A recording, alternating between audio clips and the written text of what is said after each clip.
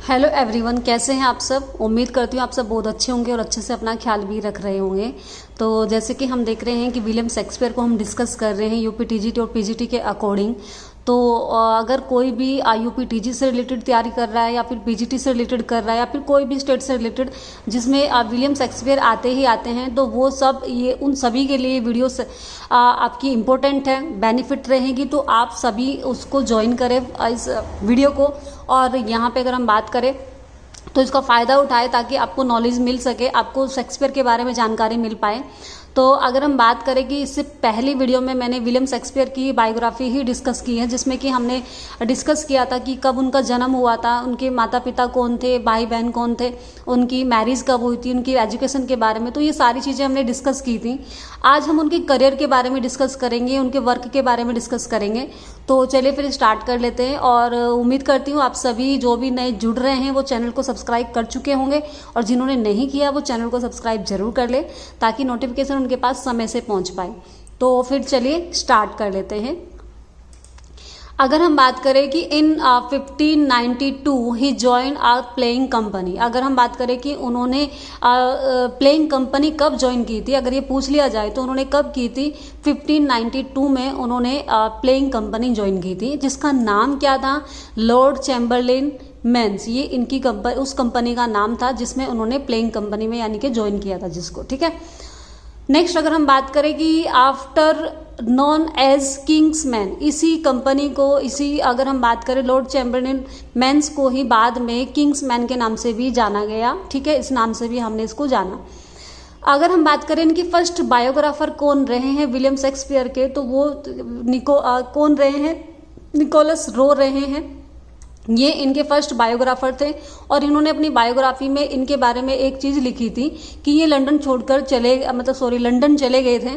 अब वो क्यों गए थे उसके बारे में इन्होंने ये बात लिखी थी कि Shakespeare left for London in order to avoid himself. ये अपने आप को लंदन आप चले गए थे अपने आप, और किस वजह से चले गए थे, प्रोसिक्यूशन ऑफ डियर पोचिंग, क्योंकि इनके ऊपर एक अभियोग चलाया गया था या मुकदमा चला था जिसमें इनके ऊपर एक इल्ज़ाम था कि इन्होंने एक डियर या कहें कि एक हिरन को चोरी किया था।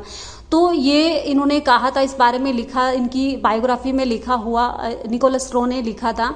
अब किस वजह से, कहाँ से, ये भी पूछा जा सकता है कि जो हिरन के बारे में बात होती है वो कहाँ से और कहाँ से चुराया गया था या किसका वो हिरन था। अगर हम बात करें कि William Shakespeare was found guilty of dear poaching in the garden of, अगर हम बात करें कि उनको अपराधी पाया जाता है या देखा जाता है, तो वो उन्होंने क्या किया था, उस हिरन को जो चुराया था वो थॉमस लूसी के गार्डन से चुराया था। तो ये क्वेश्चन भी पूछ लिया जा सकता है। नेक्स्ट अगर हम बात करें कि उनके कंटेम्प्रेरी रहे हैं जिनका नाम था रॉबर्ट ग्रीन, कंटेम्प्रेरी यानी कि समकालीन जो थे उनके, तो वो रॉबर्ट ग्रीन थे। अब रॉबर्ट ग्रीन ने अपने एक वर्क में लिखा था जो कि आपका ग्रॉड्स वर्थ ऑफ विट, जो कि एक पैम्पलेट था, और उसमें उन्होंने उनके बारे में लिखा था अनअपस्टार्ट क्रो उनको कह के संबोधित किया था। ये उन्होंने कटास किया था, कहें कि उन्होंने क्रिटिसाइज किया था उनको इस बात को कह के, क्योंकि वो कह सकते हैं कि वो बिल्कुल नए नए थे या कहें कि वो कम पढ़े लिखे थे। और रॉबर्ट ग्रीन जो बहुत अच्छे कहें कि यूनिवर्सिटी से आए थे, तो उन्होंने बहुत अच्छे से कवर किया था या कहें कि वो बहुत अच्छे राइटर थे। लेकिन उस समय उनकी बराबरी कर रहे थे क्योंकि वो अभी अभी आए थे, तो इसलिए इस बात को देखते उन्होंने उनको अनअपस्टार्ट क्रो कहा था कि ये अभी आया है, नौसिखिया है और ये उड़ान भर रहा है। तो इस तरह का कुछ कमेंट उन्होंने उनके बारे में किया था। इसके साथ साथ अगर हम बात करें कि रॉबर्ट ग्रीन ने उन्हें प्लेगरिस्ट भी बोला है, और प्लेगरिस्ट बोला जाता है साहित्यिक चोर को जो कि साहित्य की चोरी करता है। और ये बात इसलिए बोली थी क्योंकि विलियम शेक्सपियर का अपना खुद का कोई भी प्ले नहीं थे, उन्होंने वो प्ले खुद नहीं लिखे हैं, सभी प्ले को उन्होंने कहें कि हिस्ट्री से उठाया है और अपने हिसाब से उसको रंग करके सामने पेश किया। कह सकते हैं जैसे मूवीज़ वगैरह बनती हैं, तो जैसे पुरानी मूवीज़ है कोई भी, बनती है तो उसमें से कोई भी डायरेक्टर अगर कहें तो पुरानी मूवी को उठा के अपने तरीके से उसको ढाल के पेश कर देता है। और कई बार आपने देखा होगा कि वो पहली मूवी जो बनी हुई होती है उससे भी ज़्यादा फेमस हो जाती है, उससे भी ज़्यादा पॉपुलर हो जाती हैं, क्योंकि वो एक अच्छे तरीके से अपने तरीके से उसने लोगों की मतलब जैसी उनकी इच्छाएं होती हैं उसी के अकॉर्डिंग उसको ढाल के दिखाया होता है। तो सेम विलियम शेक्सपियर भी ऐसा ही कर रहे थे कि जैसा लोगों को पसंद आ रहा था उसी तरीके से उसको ढालकर वो उनको आगे दिखा रहे थे। तो इसलिए अगर हम कहें कि उनके वर्क इसलिए भी फेमस हुए या इसलिए भी प्रसिद्ध हुए, तो इसी बात को उन्होंने जो रॉबर्ट ग्रीन थे इसके बारे में, उनके बारे में ये बात बोली थी कि वो एक साहित्यिक चोर है, यानी कि साहित्य की चोरी करके आगे अपने तरीके से उसको ढाला था। ठीक है, तो ये आपको ध्यान रखना है। नेक्स्ट अगर हम बात करें कि ओपन द ग्लोब थिएटर, जो ग्लोब थिएटर था वो कब ओपन हुआ था? 1599 और मेड बाय द, किसने बनाया था? लॉर्ड चैम्बरलेन मेंस ने उनको बनाया था। ठीक है, नेक्स्ट अगर हम बात करें कि William Shakespeare role play, William Shakespeare ने अपने कुछ प्ले में खुद एक्ट किया था, खुद रोल प्ले किया था, या कहें कि कैरेक्टर का रोल निभाया था।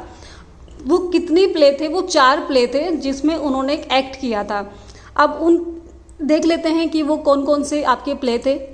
नंबर 1 है आपका मैकबेथ। तो मैकबेथ में उन्होंने किंग डंकन का रोल निभाया था, अपना खुद उन्होंने उसका रोल निभाया था किंग डंकन का। तो ये आपको ध्यान रखना है मैकबेथ प्ले में। नेक्स्ट अगर हम बात करें तो आपका जो एज यू लाइक इट में उन्होंने एडम का रोल निभाया था।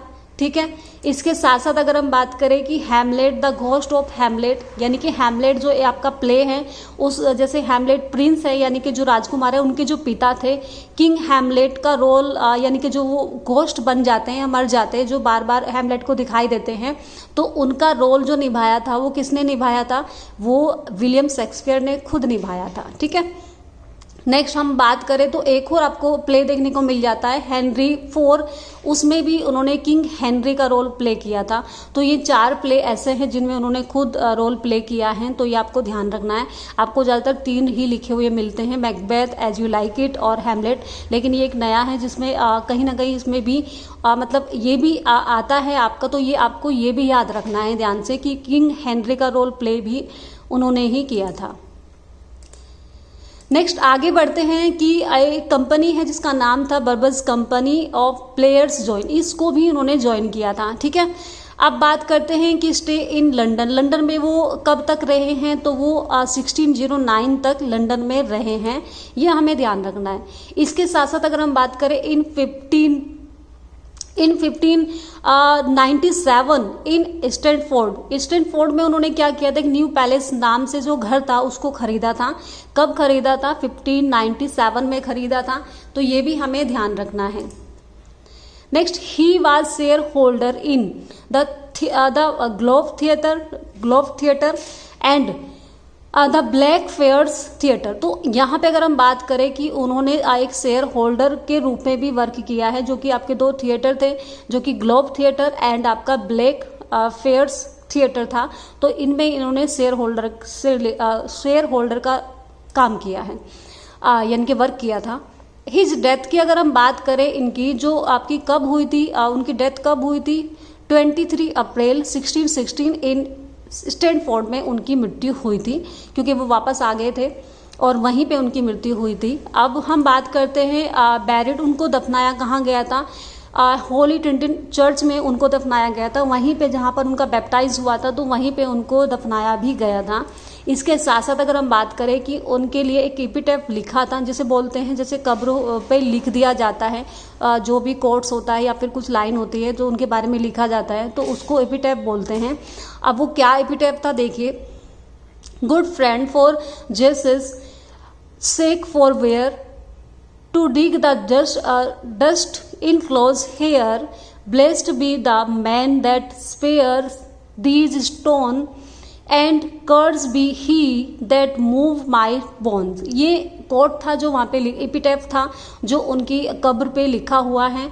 तो ये आपको ध्यान रखना, ये भी पूछ लिया जाता है कि वो पहली लाइन लेके आप लिख के बता देगा या बीच में से कोई लाइन उठा के पूछ लेगा क्वेश्चन। तो ये हमें चारों ही लाइनों को या और भी इसमें है तो वो भी हमें अच्छे से ध्यान रखना है। तो इन लाइन का हमें ध्यान रखना है, इस कोड को अच्छे से रिवाइज कर लेंगे। नेक्स्ट अगर हम बात करें the Globe theatre cot fire, अगर हम बात करें कि ग्लोब थिएटर था जो वहां पर आग लगी थी वो कब लगी थी, 1613 में वहां पे आग लग गई थी, ये आपको ध्यान रखना है। एट दैट टाइम, उसी समय पे अगर हम बात करें कि वहां पे एक प्ले परफॉर्म हो रहा था, उस प्ले का नाम जो प्ले वहां पे हो रहा था उस प्ले का नाम क्या था, हेनरी VIII, ये आपको ध्यान रखना है। जिस समय वहां पर आग लगी थी ग्लोब थिएटर में, तो वहां पे एक कौन सा प्ले परफॉर्म हो रहा था, हेनरी VIII, ये आपको ध्यान रखना है। नेक्स्ट अगर हम बात करें द ग्लोब थिएटर रिबिल्ट, जो ग्लोब थिएटर था जहां पर आग लग गई थी तो 1613 में आग लगी थी और उसको दोबारा 1 साल के बाद रिबिल्ट किया था या उसको दोबारा से बनाया था। वो कब बनाया था, 1614 में उसको रिबिल्ट किया था। इसके साथ साथ अगर हम बात करें उनकी जो प्लेज थे वो कितने थे, 37, ये मैं पहले बता चुकी हूँ, और उनके सोनेट थे 154, यानी कि 154 उनके सोनेट थे, तो ये हमें ध्यान रखना है। इसके साथ साथ जो मोस्ट इंपॉर्टेंट बात है कि दीज सोनेट पब्लिश, उनके जो सोनेट से पब्लिश किसने कराए थे, थॉमस थ्रोपे ने उनकी पब्लिश कराए थे। कब कराए थे, 1609 में कराए थे। ठीक है, तो ये भी आपको ध्यान रखना है। Next, his sonnets are usually divided into 3 part, उनके जो सोनेट है वो 3 पार्ट में डिवाइड किए गए हैं। अब वो 3 पार्ट कौन कौन से हैं, पहले अगर हम बात करें 1 to 126, अगर हम बात करें एक सोनेट से लेके 126 सोनेट तक डेडिकेट किए हैं उन्होंने, किसको किए थे, मिस्टर WH को किए हैं। इसे हम अर्ल ऑफ साउथहैम्पटन भी कह सकते हैं, हेनरी वर्डस्ली भी कह सकते हैं, तो ये इन्हीं के नाम है। WH भी कहा जा सकता है, अर्ल ऑफ साउथहैम्पटन या फिर हेनरी वर्डस्ली भी इन्हीं का नाम है। तो इनको 126 उन्होंने सोनेट, यानी कि 1 से लेकर 126 सोनेट तक इनको समर्पित किए हैं। सॉरी। नेक्स्ट अगर हम बात करें यहाँ पे बात करें हम 127 to 152 सोनेट डेडिकेट किए हैं इन्होंने, किनको, डार्क लेडी को डेडिकेट किए थे, जिनका रियल नेम अगर पूछ लिया जाए तो मैरी फिटिन उनका नाम था, मैरी फिटिन उनका नाम था, और इन्होंने सोनेट डेडिकेट किए थे। ठीक है, तो अगर हम बात करें कि मैरी फिटिन है कौन थी, तो Italian dancer in the court of Elizabeth में क्या थी, वो एक इटालियन डांसर थी, तो ये हमें ध्यान रखना है। अब अगर हम बात करें कि इनको इतने मतलब इन्होंने सोनेट लिखे हैं तो इनका रिश्ता क्या था, तो इनको इनकी बिलीवर माया माना जाता है कि ये इनकी प्रेमिका थी जिनके लिए इन्होंने इतने सोनेट लिखे थे। ठीक है, तो ये इनके सोनेट इनके लिए लिखे गए थे, मैरी फिटन के लिए।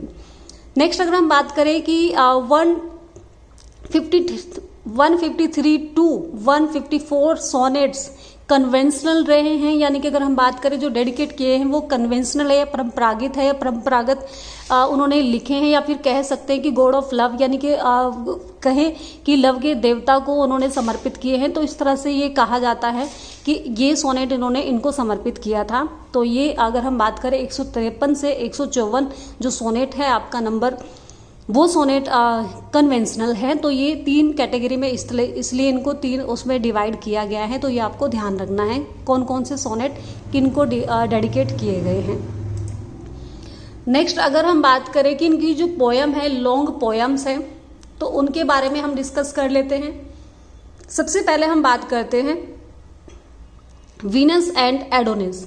वीनस एंड एडोनिस कब बात करें कि कब लिखी गई, वो लिखी गई थी आपकी इनकी 1593 में इनकी ये पोयम आई थी, जो कि 6 लाइन स्टेंजा आपकी रही है। तो ये हमें ध्यान रखना है, 6 लाइन स्टेंजा ये रही है इनकी जो पोयम है, और ये डेडिकेट की गई थी WH, जो कि शो की गई थी, show love of Venus for Adonis, यानी कि वीनस का जो लव है वो दिखाया गया है, किसके प्रति दिखाया गया है, एडोनिस के प्रति दिखाया गया है। वीनस क्या है कि कह सकते हैं कि प्रेम की देवी ये भी कहा जाता है। तो ये इनका जो प्रेम दिखाया गया है वो एडोनिस के लिए दिखाया गया है, वीनस एंड एडोनिस आपकी जो पोयम है उसमें। नेक्स्ट सोर्स अगर हम बात करें कि ये सोर्स कहाँ से उठाई गई है, तो हीरो एंड लेंडर से ये क्या की गई है, लेंडर से ये हीरो एंड लेंडर से इनका सोर्स उठाया गया इस पोयम का। अब हम बात करते हैं कि एक पोयम और आती है द रेप लुक्रेस। द रेप लुक्रेस ये कब हुई थी, ये 1594 में मतलब अगर हम बात करें लिखी गई थी, ये कितनी थी, ये 7 लाइन स्टेंजा थी, तो ये कितनी लंबी थी, यानी कि 7 लाइन स्टेंजा ये आपकी पोयम थी। और ये एक ट्रेजिक स्टोरी थी, ये भी आपको ध्यान रखना है, of Lucrece who lost her virtuous by her relatives, ठीक है। तो ये एक बेस की गई है, ट्रेजिक स्टोरी है, जब इसको पढ़ेंगे हम अच्छे से तो डिस्कस करेंगे इसके बारे में। अच्छा, जो द रेप लुक्रेस है, इसी के साथ साथ आपको एक पोयम और आती है, द रेप ऑफ लोक। ये किसकी पोयम है, क्या आप बता सकते हैं? तो ये जो पोयम है, एक हमारे जो राइटर हैं कौन है, ये थे अलेक्जेंडर पोप, जिनकी पोयम का नाम क्या है, द रेप ऑफ लोक, ठीक है। ये हमें ध्यान रखना है कि कहीं ऐसा ना हो कि ये इस नाम को भी वहाँ पे लिखा हुआ मिल जाए और द रेप ऑफ लोक भी लिखा हुआ मिल जाए और हम वहाँ पे उसको क्लिक कर दे। तो जो आपकी विलियम शेक्सपियर है, उनकी जो पोयम का नाम है द रेप लुक्रेस है, और जो अलेक्जेंडर पोप की जो आपकी पोयम है उनका नाम क्या है, द रेप ऑफ लोक है। तो ये आपको ध्यान रखना है, अंतर आपको ध्यान रखना है, ठीक है। नेक्स्ट अगर हम बात करें, it is a rhyme royal poem, इस पोयम को राइम रॉयल पोयम कहा जाता है, ये आपको ध्यान रखना है, ठीक है। नेक्स्ट सोनेट की अगर हम बात करें कि इनके कुछ इंपॉर्टेंट सोनेट हैं, जो कि सोनेट 99 है, वो 15 लाइन के हैं, तो ये आपको ध्यान रखना है। सोनेट 99 15 लाइन के सोनेट है, ठीक है। एक और सोनेट है इनका जो कि इंपॉर्टेंट है, 126 सोनेट, वो कि आपका कितना है, 12 लाइन का सोनेट है, तो ये भी हमें ध्यान रखना है कितने लाइन के हैं, तो ये चीज़ हमें ध्यान रखनी है। नेक्स्ट इसके साथ साथ अगर हम बात करें यहाँ पर आपकी क्या है, पैशनेट प्लिगरिम, ये भी इनकी पोयम है जो कि 1598 में आई थी। This is a series of 15 sonnet. अगर हम बात करें, ये 15 सोनेट्स की एक सीरीज है और ये 1598 में लिखी गई है, तो ये भी हमें ध्यान रखना है। इसके साथ साथ अगर हम बात करें फोनिक्स एंड द ट्रेटल, तो ये भी एक पोयम है, फोनिक्स एंड द ट्रेटल, जो कि 1601 में लिखी गई है, एंड एलिग्रिकल पोयम, ये एक एलिग्रिकल पोयम है, तो ये हमें ध्यान रखना है, ठीक है। आई होप आपको अच्छी लगी होगी। और एक और है इसमें आपकी लवर कंप्लेंट्स, जो कि 7 लाइन स्टेंजा है और ये एक पोस्टरल पोयम है। तो आज की आपको वीडियो कैसी लगी, आप मुझे कमेंट में ज़रूर बताइएगा कि कितनी आपको अच्छे से क्लियर हुई हैं, कितनी सारी चीज़ें आपको आज क्लियर हुई है। तो ये आप वीडियो को 1-2 बार देखेंगे तो आपको अच्छे से वो सारी चीज़ें क्लियर हो जाएंगी जो जो इसमें लिखा हुआ है। तो आई होप आपको पसंद आई होगी वीडियो, अगर आई है तो मुझे कमेंट में ज़रूर बताइएगा कि आपके लिए कितनी बेनिफिट रही है ये वीडियो।